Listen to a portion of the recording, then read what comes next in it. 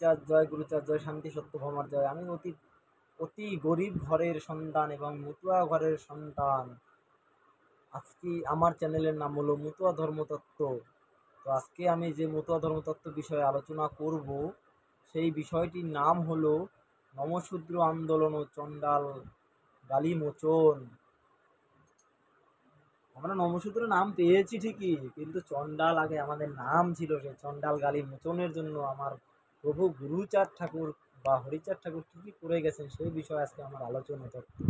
অনেকে জানি না,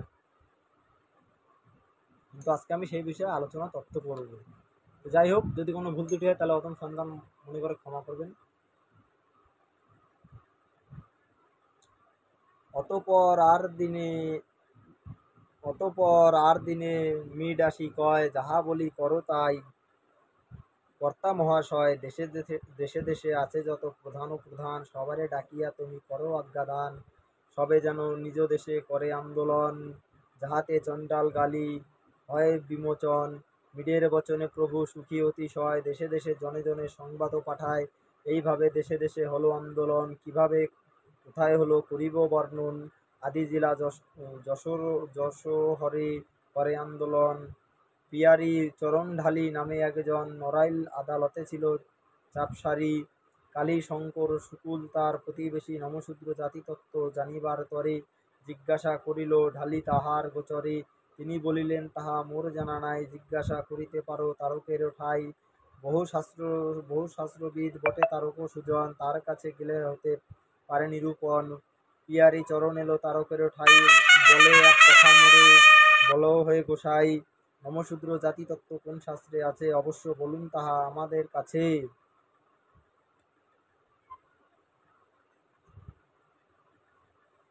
শ্রী তারক বলে, শুনো ঢালি মহাশয়, সেই কথা গুরুচাঁদ বলেছে আমায়।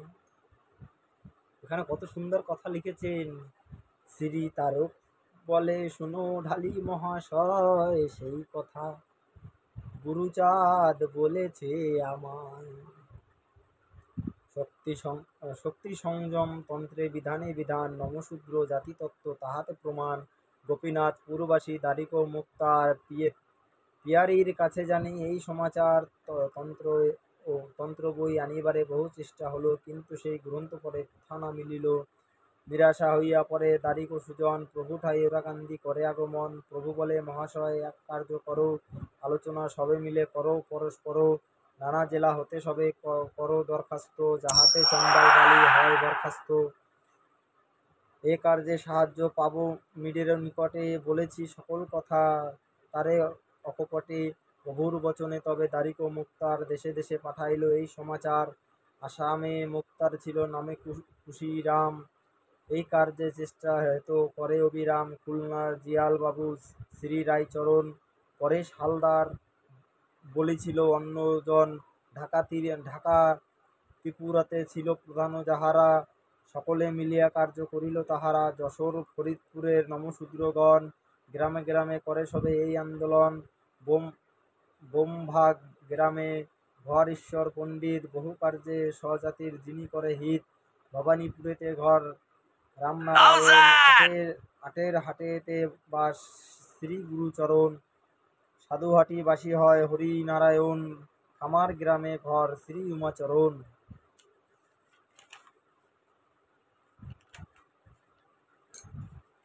সবে মিলি একঠাই করে আলোচনা, ওরাকান্দি বড় কর্তা করেছে কামনা। দরখাস্ত করো সবে রাজার নিকট, গ্লানি দূর হবে তাতে, জব্দ হবে শট। যেই আজ্ঞা বড় কর্তা করিয়াছে সবে, চলো মোরা সবে কাজ করি সেইভাবে। এইভাবে দেশে দেশে করে আন্দোলন, পরে দরখাস্ত করে নমশূদ্রগণ। এদিকে প্রভুর গৃহে ওরাকান্দি গায়, দেশবাসী সবে আসি উপনীত হয়। শ্রী বিধু চৌধুরী আর ভীমদেব দাস, শ্রীচণ্ডী বৈরাগী, ধন্য তালতলা বাস। আর বহু জন এলো ওরাকান্দি বাড়ি, দরখাস্ত সহি সবে করে তাড়াতাড়ি। সেন্সাসের বড় কর্তা ছিল পাঞ্জাবেতে, নামেতে মিস্টার গেট কার্য তার হাতে। যত যত দরখাস্ত গেল বঙ্গ হতে, গুরুচাঁদের নেতাবলী উল্লেখ তাহাতে। শ্রীহরি ঠাকুর হলো মহানুপুরুষ, তার পুত্র গুরুচাঁদ উন্নত মানুষ। যেই ঘরে হেন লোক জন্ম ধরিয়াছে, সেই জাতি এ জগতে হীন রবে কিসে। এবং প্রকারে থাকে বহুতর যুক্তি, সকলে প্রার্থনা করে নমশূদ্র মুক্তি। ওরাকান্দি হতে যেই দরখাস্ত গেল, ইহার সম্মত আমি মিট লিখি দিল। দরখাস্ত পৌঁছিল গেটেরও নিকট, গেট ভাবে দরখাস্ত না হবে কপট। তত্ত্ব জানিবারে হেতু সাব্যস্ত করিল ন্যায়রত্ন। ন্যায়রত্ন মহাশয়ের নিকটে লিখিল, ন্যায়রত্ন বঙ্গদেশে প্রধান পণ্ডিত। জাতিমালা গ্রন্থ হলো তাহার রচিত, সরকারি কার্যে তার ছিল বহুমান। তার যুক্তি শ্রেষ্ঠ যুক্তি, অকাট্য প্রমাণ। এই কার্যে ছিল হেত রাজকর্মচারী, বয়সে প্রাচীন তাহে বেতনাদি ভারী। মর্ম জানিবারে গেট তাহাতে লিখিল, পত্র পেয়ে ন্যায়রত্ন অবাধে কহিল, বঙ্গদেশে নমশূদ্র বলে জাতি নাই, চণ্ডাল সকলে তারা প্রমাণেতে পাই। বড়ই অসভ্য জাতি, বিদ্যা শিক্ষা নাই, চণ্ডাল বলিয়া ব্যাখ্যা করিলাম তাই। জবাব পাইয়া গেট ভাবে মনে মনে, ন্যায়রত্ন এই ব্যাখ্যা করে কি কারণ। পুনরায় দরখাস্ত করিল বাহির, ডক্টর মিডের সহি দেখিল সুধীর। মনে ভাবে মিড যদি তত্ত্ব নাহি জানে, দরখাস্ত করে সই করিল কেমনে। অবশ্যই লিখিব আমি মিডের নিকটে, মূল তত্ত্ব মোরে তিনি লিখবেন বটে। এত বলি অবিলম্বে সেই মহাশয় মিডেরে লিখিল পত্রে যাহা যাহা হয়। পত্র পড়ি মিড প্রাণে পাইল আঘাত, অবিলম্বে উপনীত প্রভুর সাক্ষাৎ। সবিশেষ সমাচার প্রভুকে বলিল। প্রভু বলে, শোনো মিড, উপায় কি বলো। মিড বলে, ভাবিয়াছি আমি সদুপায়। আমি সাক্ষী দিব দেখি, তাতে কিবা হয়। বঙ্গদেশে মিশনারি যে যেখানে আছে, অবশ্য লিখিব আমি সকলের কাছে। আমাদের সাক্ষ্য দেখি কিবা ফল। রাজপুরোহিত মোরা সেই মাত্র বল। এত বলি মিড লেখে, মিশনারি ঠাই, নমশূদ্র পক্ষে আমি সাক্ষ্য দিতে চাই। তোমরা সকলে তাতে সাহায্য করিবে, নমশূদ্র হীন নহে এ কথা লিখিবে। সেইভাবে লিখি তাহাতে দিবে মম ঠাই। এইটুকু উপকার করো সবে ভাই। মিডের লিখন পেয়ে যত মিশনারি আনন্দে লিখিয়া দিল এক এক করি। সকলের লেখা যাবে আসিয়া পড়িল। আপনার পত্র মিড তখনই লিখিল, প্রভুর নিকটে জানে যত সমাচার। একে একে লেখে মিড চিঠির ভিতর, সর্বশেষে নিজ সাক্ষ্য পশ্চাতে লিখিল, রাজদারে এ জাতির দলিল হইল। প্রথমে লিখিল মিড, আমি মিশনারি, ধর্ম প্রচারিতে সদা বঙ্গদেশে ঘুরি। এদেশে যত জাতি চিনি সকলেরে, খ্রিস্ট ধর্মীয় আছে জাতি সবার ভিতরে। কোন জাতি কি আচারে জীবন কাটায়, সকলের তত্ত্ব আমি জানি মহাশয়। ব্রাহ্মণের ঘরে যদি কেহ মারা যায়, একাদশ দিনে বটে তার শ্রাদ্ধ হয়। গয়াতীর্থ পরে করে পুণ্যপিণ্ড দান, এই অধিকার নহে সবারও সমান। অন্নপিণ্ড দিতে পারে শুধুই ব্রাহ্মণ, অন্নপিণ্ড শূদ্রে দিতে পারে না কখন। ব্রাহ্মণের গলে থাকে যোগ্য উপবীত, তার বিয়া নাহি হয় অন্যর সহিত। ব্রাহ্মণের কন্যা ভিন্ন বিয়া নাহি করে, পূজা পার্বণ আদি হয় ব্রাহ্মণের ঘরে। নমশূদ্র বলি যারে লিখিয়াছি আমি, কিসে যে চণ্ডাল হলো জানে অন্তর্যামী। আচার বিচার সব ব্রাহ্মণের মতো, শুধুমাত্র গলে নাই যোগ্য উপবীত। আর এক ব্যবহার আছে বটে ভিন্ন, কৃষিকর্ম করে তারা সকলের জন্য। এই কার্য জানি আমি অতীব পবিত্র, কৃষক সবার বন্ধু, নহে কারো ভৃত্য। আমি বলি এই জাতি নিশ্চয়ই ব্রাহ্মণ, হীন হয়ে আছে শুধু হিংসারও কারণ। এ জাতির মধ্যে আছে এই মত লোক, ধনে মানে ধন্য তারা, জীবেরও পালক। বিশেষত গুরুচাঁদ ওরাকান্দি গ্রামে বহু শিষ্য আছে তার, সারা বঙ্গভূমে। কায়স্থ ব্রাহ্মণ বৈদ্য আর নবশাক, তেলিমালি নমশূদ্র আছে লাখে লাখ।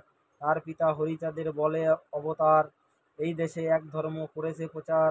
রাজকর্মে অধিকার পেয়েছে জাতি, বলিলাম সব আমি তোমাকে সম্প্রতি। আর এক কথা মোর হইয়াছে মনে, এই জাতি পিছে নহে নারীর সম্মানে, বিধবা বিধবা বিধবা প্রথা এরা এরা মান্য করে, ব্যভিচারী নহে তারা এ জাতির ঘরে। সব কারণে আমি বলিনু নিশ্চয় নমশূদ্র কোনো কালে চণ্ডাল না হয়। আদিকালে এরা সবে ছিল যে ব্রাহ্মণ, ক্ষুদ্র কিংবা শূদ্র এরা না হবে কখন। এই আমি লিখিলাম যাহা সত্য কথা, চণ্ডাল কাটিয়া দিতে করোনা অন্যথা। শুধু আমি শুধু আমি নহি, আর যত মিশনারি তাহাদের লেখা দিনু একসঙ্গে করি, সকল করিয়া তুমি করিবে বিচার, চণ্ডাল কাটিতে আমি বলিব আবার। এইভাবে পত্র গেল গেটেরও অফিসে, পত্র পেয়ে আসে সব গেটেরও বিশ্বাসে। নমশূদ্র নহে ক্ষুদ্র নহে কো চণ্ডাল, এরা সবে এক জাতি ব্রাহ্মণের দল, চণ্ডাল কাটিয়ে তাই করিল মনন। মিডের লিখি জানাইল সেই বিবরণ, নমশূদ্র নহে ক্ষুদ্র নহে কো চণ্ডাল, এরা সবে এক জাতি ব্রাহ্মণের দল, চণ্ডাল কাটিতে তাই করিল মনন। মিডের লিখি জানাইল সেই বিবরণ, সঙ্গে সঙ্গে লিখিলেন প্রভুজির ঠাই, আপনার দরখাস্তে যাহা যাহা পাই, আরও আরও যাহা সাক্ষ্য মোরে দিয়াছে মিট, তাতে দেখি নমশূদ্র লেখাই উচিত, পুনরায় হবে যবে লোকেরও গণনা, নমশূদ্র লেখা হবে নিশ্চয়ই ঘটনা। এইভাবে চণ্ডাল গালি মুছে গেল, পুনঃলোক গণনায় নমশূদ্র হলো। এসব ঘটিল শুধু প্রভুর কৃপা গুণে, নমশূদ্র জাতি ধন্য প্রভুর কারণে, পণ্ডিতের বন্ধুরূপে গুরুচাঁদে পাই, পণ্ডিতের বন্ধুরূপে গুরুচাঁদে পাই, গোপালের দয়া বলে তার গুণ গাই, জয় জয় শান্তি হরি গুরুচাঁদ সত্যভামাপ্রীতি হরি হরি বল। তাহলে এখানে কি বোঝা গেল? আমাদের চণ্ডাল গাল নামটা মোচন করার জন্য, নমশূদ্র নাম আনার জন্য মীর সাহেবের এবং গুরুচাঁদ ঠাকুরের অনেক অবদান আছে, অনেক। এবং তার সাথে সাথে আরও যারা মিশনারিরা মীর সাহেবের কথা অনুযায়ী স্বাক্ষর বা চিঠি লিখে জানিয়েছিলেন, তাতে তাদেরও অনেক সহযোগিতা আছে। তবে একটা কথা আজকে না বললেই নয়, গুরুচাঁদ ঠাকুরকে মীর সাহেব যখন এই দেশ থেকে চলে যান, আজকে হয়তো আমরা অনেকেই জানি না গুরুচাঁদ ঠাকুরের হাতটা এইভাবে কেন, বা হাতটা কেন এইভাবে। গুরুচাঁদ ঠাকুর মীর সাহেব গুরুচাঁদ ঠাকুরকে বলেছিলেন যে তুমি যে জাতির কল্যাণে এত কিছু করলে তারা তোমাকে চিনতে পারে নাই। তখন গুরুচাঁদ ঠাকুর বলে এই দুঃখ আমি কোথায় রাখি বন্ধু, বলে তখন বুকে হাত দিয়েছিল। আজকে আমরা বলি মতুয়া মতুয়া, কিন্তু গুরুচাঁদ ঠাকুর বা হরিচাঁদ ঠাকুরের কি কি করে গেছেন বা আমাদের জন্য কি করেছেন আমরা কেউ জানলেও জানি না, এবং তাদের ভুলে যাই। এই যে নমশূদ্ররা আপনাদের জন্য, আপনাদের বলছি, গলায় মোটা মোটা তুলসীর মালা পরেন, হরে কৃষ্ণ হরে রাম, আর আমি আইচার মালা পরে আপনার বাড়িতে গেলে আপনি আমার ছায়া মারান না, আমার বাড়িতে আসলে আপনি খান না, আপনি বলেন না আমি আপনার বাড়ি খাবো না, আমি নিজে রান্না করে খাই। আপনার নমশূদ্র নামটা কে দিয়েছিল? হ্যাঁ, আজকে তাদের নাম ভুলে গিয়ে গলায় মোটা মোটা তুলসীর মালা আর কাঠের মালা আর কালো তিলক আর সাদা তিলক কাটা। আমার হরিচাঁদ গুরুচাঁদ ঠাকুর যদি না আসতো আপনাদের চণ্ডাল হয়ে থাকতে হতো।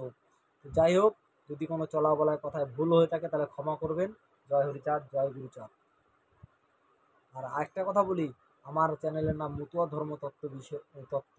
তো আমি যা বলবো, আমি এই শাস্ত্র গ্রন্থ নিয়েই কথা বলবো, ওই শাস্ত্রের বাইরে বলতে যাব না। একটু চিন্তা ভাবনা করে দেখেন, মোটা মোটা তুলসীর মালা, কপালে তিলক কাটলে যদি নমশূদ্র নাম পাওয়া যেত, তাহলে শ্রীকৃষ্ণ তারপর যুগে কী করছিল? করে নাই, কিচ্ছু করে নাই। গৌরাঙ্গ মহাপ্রভু আসলো, হরির নাম দিয়ে গেল, বললো হরির নাম করো, কিন্তু বলে তো না যে চণ্ডাল নাম মোচন করে নমশূদ্র নাম দেওয়া ওদের, বলছে? বলে না।